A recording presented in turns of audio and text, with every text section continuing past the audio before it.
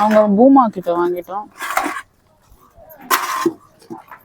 உயிர் நண்டு பிடிக்கிறியா? எவ்வளோக்கா இது?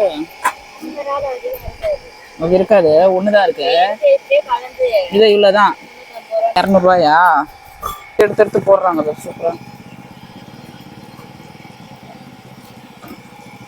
கவர் வச்சிருக்கீங்க? கவர் இருக்குது. பெரிய கனவாக போடுங்களா? 250 ரூபா. இது 250 ரூபாயா? இது சின்னதுதான் 200 ரூபா. நான் ஒண்ணு ரெண்டு இருந்தா போடுறேன். சரி போடுங்க.